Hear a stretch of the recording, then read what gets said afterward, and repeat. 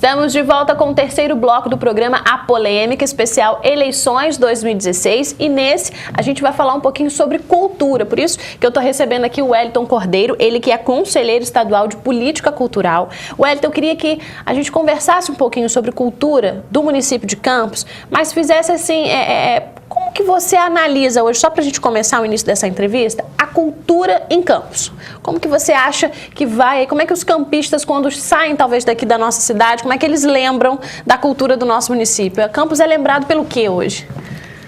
É uma pergunta muito interessante, porque recentemente aconteceu um fórum de cultura no município vizinho de São João da Barra, promovido pelo Conselho de Cultura Estadual, juntamente com a Secretaria Estadual de Cultura, e em um dos debates se levantou essa questão da assim, a falta da identidade que a cidade tem hoje na questão da cultura, né? O esvaziamento que existe na questão cultural. Campos que, assim, algumas cidades que têm a sua identidade, de repente, ou seja na culinária, ou seja na cultura afro, ou na cultura popular, mas Campos é uma cidade que tem uma característica de multicultural. E que, na verdade, foi se perdendo. Campos já teve o melhor carnaval, um dos melhores carnavais do Brasil. Hoje em dia está passando por essa situação dramática. E Campos também sofre também por outra questão, que é a forte influência também da cultura afro-brasileira, tendo em vista que Campos recebeu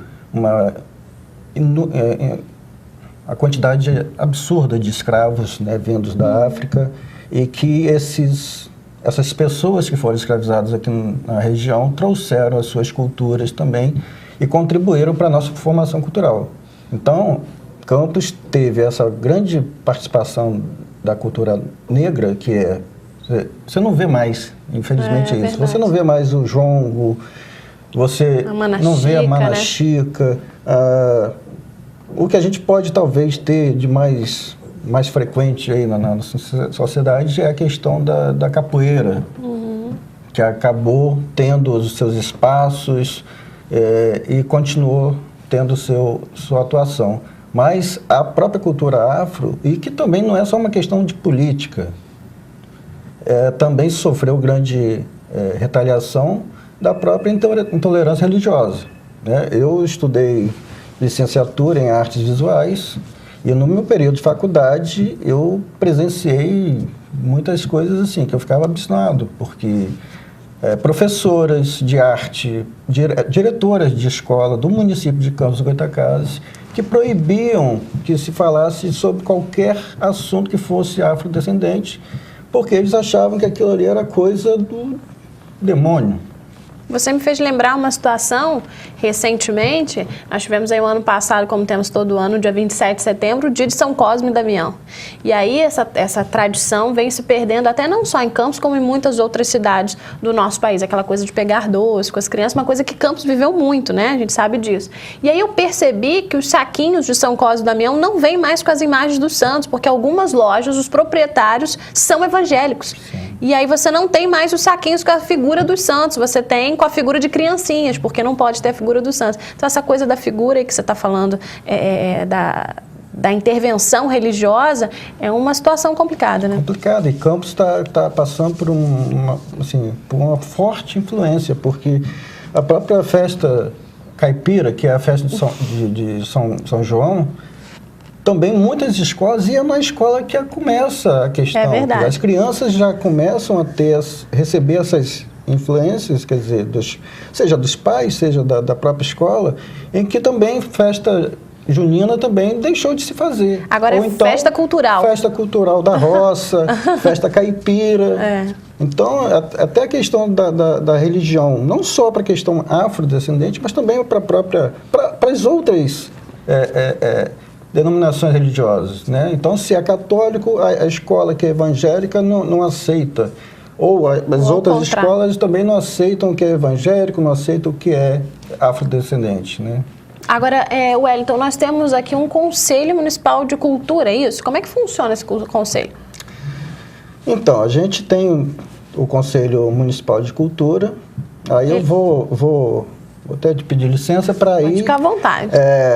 fazendo uma referência ao Ministério da Cultura do Brasil, visto que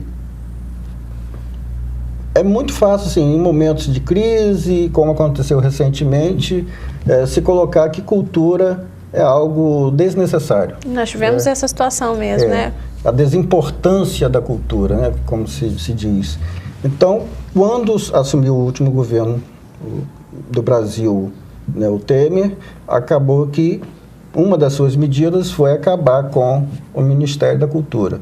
Houve uma revolta dos artistas brasileiros que se manifestaram, que ocuparam, né, os seus devidos lugares de reprimir, quer dizer, de se revoltar contra essa atitude, e o presidente do Brasil acabou tendo que voltar atrás e se instalou novamente o Ministério da Cultura. Campos passou por isso.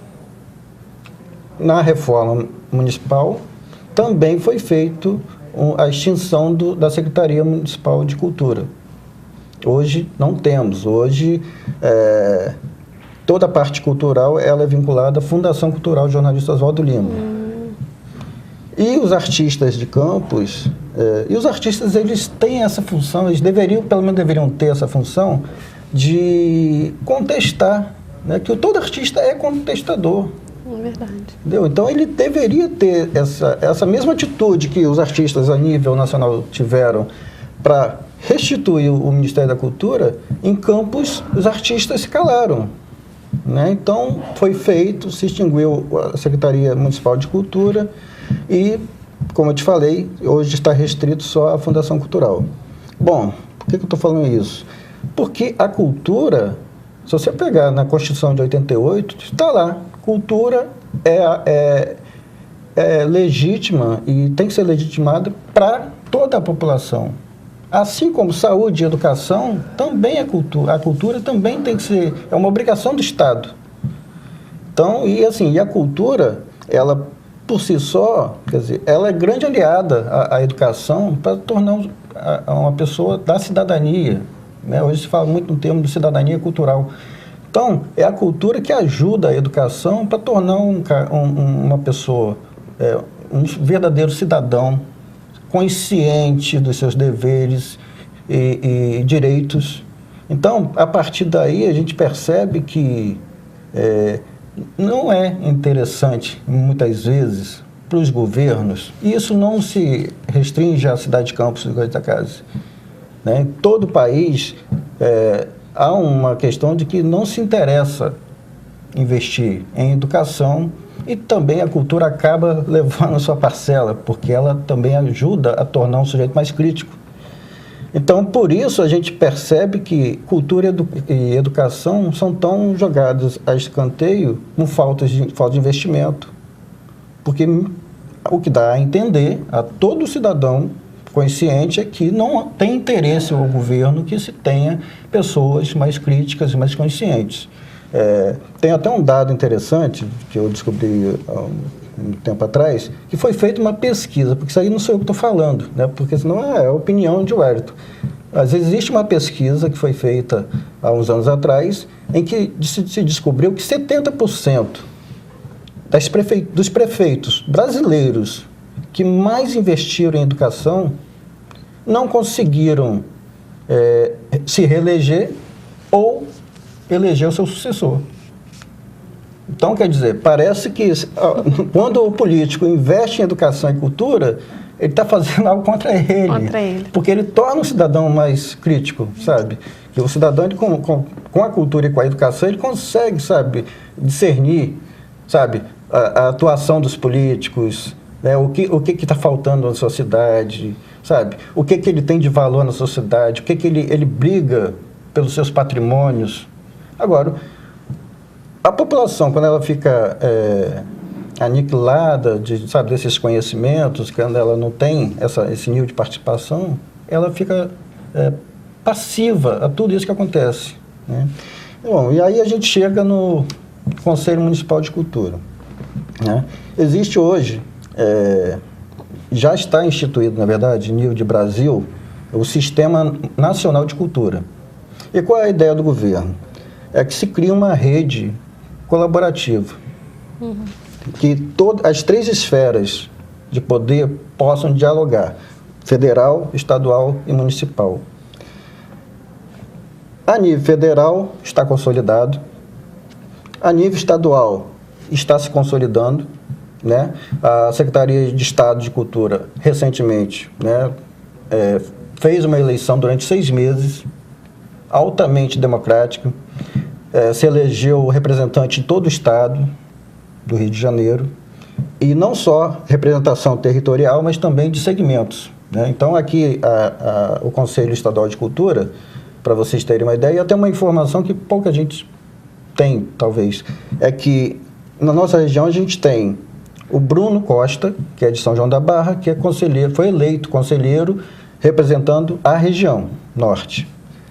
E, no caso, eu fiquei sabendo da eleição, que é uma eleição virtual, e que ia representar segmentos artísticos. Então, você tem a representação territorial e de segmentos. Então, eu me candidatei pelas artes visuais, já que eu sou formado em artes visuais, então me achei interesse em participar nessa área, e ainda mais que eu fiz um curso de gestão cultural do Estado. Aí tive coragem de encarar essa eleição virtual, fui o 2º mais votado do Estado, e por isso eu consegui a vaga lá no Conselho. Então, assim, se a gente tem o Sistema Nacional de Cultura funcionando a nível federal e já conseguindo aglutinar o Estado do Rio de Janeiro, a gente não encontra essa resposta no município.